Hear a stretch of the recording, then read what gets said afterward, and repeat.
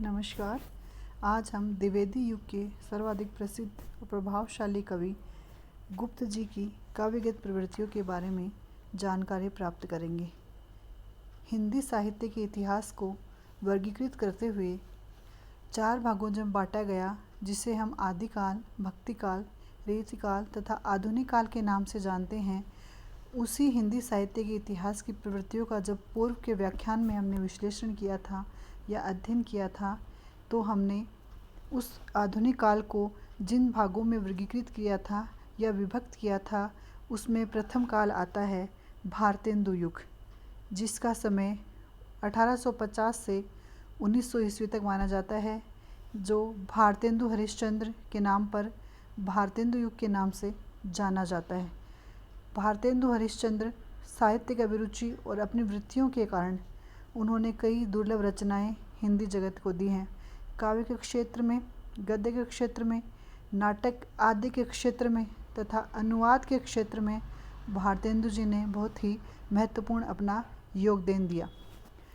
भारतेंदु जी ब्रज भाषा तथा खड़ी बोली दोनों में ही अपनी काव्य रचनाएं करते रहे हैं तथा भारतेंदु मंडल के जो कवि थे, उस मंडल के कवियों को उन्होंने खड़ी बोली में काव्य रचना की प्रेरणा भी दी। यह हिंदी साहित्य के इतिहास के आधुनिक काल का प्रथम चरण माना जाता है। उसके पश्चात दूसरा जो युग है 1900 से लेकर 1920 तक का युग द्विवेदी युग के नाम से जाना जाता है, या उसे हम द्विवेदी युग के नाम से जानते हैं। जब 1900 से लेकर 1920 तक का जो समय था, वह भारतीय इतिहास में भी अपना महत्वपूर्ण स्थान रखता है, क्योंकि हिंदी साहित्य के क्षेत्र में या हिंदी के गद्य के क्षेत्र में गद्य का जो परिवर्तन हुआ, वह इसी युग की एक महत्वपूर्ण विशेषता मानी जाती है। इसीलिए महावीर प्रसाद द्विवेदी जी के नाम पर इस युग का नामकरण किया गया। द्विवेदी जी ने 1903 में जो सरस्वती पत्रिका निकलती थी, उसी पत्रिका के संपादक बने और उसी पत्रिका के माध्यम से उन्होंने हिंदी लेखन को प्रोत्साहन किया तथा हिंदी लेखन में काव्य रचनाएं लिखने के लिए प्रेरित किया। उन्हीं द्विवेदी युग के महत्वपूर्ण कवि मैथिली शरण गुप्त के बारे में आज हम अध्ययन करेंगे। मैथिली शरण गुप्त प्रतिनिधि राष्ट्र कवि के रूप में हमारे समक्ष आते हैं। आधुनिक हिंदी साहित्य में उनकी भूमिका, उनका स्थान उल्लेखनीय है तथा भारत भारती जैसी प्रसिद्ध रचना को सृजन से जो उन्हें राष्ट्र कवि की उपाधि दी गई, वह संपूर्ण हिंदी साहित्य में उन्हें एक सम्मानजनक पूर्ण स्थान दिलाती है। उनकी सारी जो कविताएं हैं, उन सभी कविताओं में राष्ट्रीयता के स्वर हमें पूर्ण रूप से दिखाई देता है तथा भारतीय गौरव का, अतीत के प्रति जो गौरव का भाव है, उसमें उन्होंने दिखाया है। तो वर्तमान के गौरव तथा भविष्य या आने वाले कल के लिए चिंता या क्या होना चाहिए, ऐसी सभी चिंताएं उनके काव्य में हमें दिखाई देते हैं। वही उनके काव्य के प्रतिष्ठित कवि या द्विवेदी युग के प्रतिष्ठित कवि मैथिली शरण गुप्त माने जाते हैं। मैथिली शरण गुप्त जी का सर्जन का जो समय या कविता काव्य का जो समय है, वह 1900 से 1920 तक का माना जाता है और मैथिली शरण गुप्त इसी युग के मुख्य कवि माने जाते हैं। उनके बारे में या व्यक्तित्व या कृतित्व के बारे में जानकारी प्राप्त करें तो वह इस द्विवेदी युग के महत्वपूर्ण कवि के रूप में उभर कर हमारे सामने आते हैं। राष्ट्र कवि के रूप में गुप्त जी की पहली रचना 1909 में रंग में भंग प्रकाशित हुई, परंतु भारत भारती से इन्हें अत्यधिक प्रसिद्धि मिली और इसी रचना के कारण प्रथम राष्ट्र कवि भी कहलाए। राष्ट्रीय भावनाएं इनकी वाणी में प्रकट हुई हैं। इन्हें गांधी का प्रतिनिधि कवि भी कहा जाता है। दूसरे रूप में विशेषताओं में हम देखें तो द्विवेदी काव्यधारा के रूप में गुप्त जी का स्थान भी महत्वपूर्ण है। सरल सहज भाषा का प्रयोग कर गुप्त जी ने कविता को भी गद्यात्मक रूप में लिखा। द्विवेदी कालीन जो भी विशेषताएं थीं, वह सारी विशेषताएं हमें इनके काव्य में दिखाई देती हैं। द्विवेदी कालीन उपदेशात्मकता, इतिवृत्तात्मकता आदि सभी विशेषताओं का समावेश इनके काव्य में पूर्ण रूप से हमें दिखाई देता है।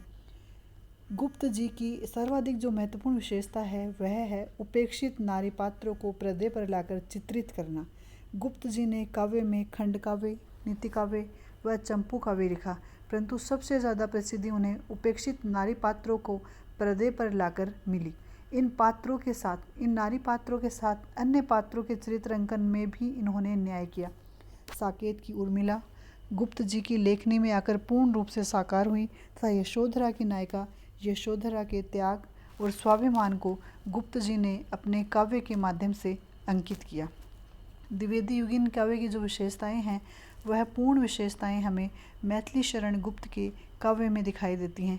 आदर्शवाद पूर्ण रूप से इनके काव्य की मुख्य विषय वस्तु माना जाता है। श्रृंगार से दूर मर्यादावादी और आदर्शवादी गुप्त जी ने अपनी रचनाओं में हर पात्र का आदर्श रूप प्रस्तुत किया है, फिर चाहे वह कैकेयी हो या फिर राम। इस आदर्शों की स्थापना हर पात्र के साथ इन्होंने की है तथा अपने काव्य रचनाओं में इन्हीं आदर्श पात्रों को स्थान देकर अपने काव्य सर्जन में उन्होंने अपनी महत्वपूर्ण भागीदारी निभाई है।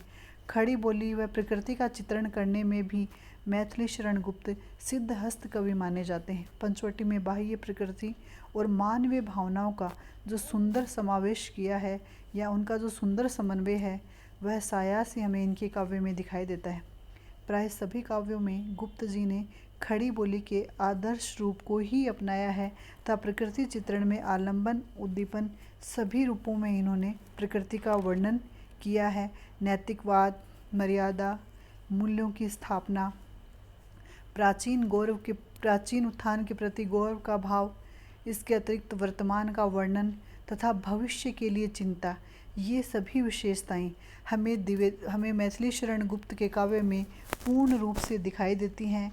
अंत में उनके लिए कहा जा सकता है, वास्तव में गुप्त जी महान कवि, उत्कट देशभक्त एवं महान व्यक्तित्व के धनी थे। द्विवेदी युगीन काव्य में उनका योगदान स्वर्णाक्षरों में लिखा जाएगा तथा हमेशा याद किया जाएगा।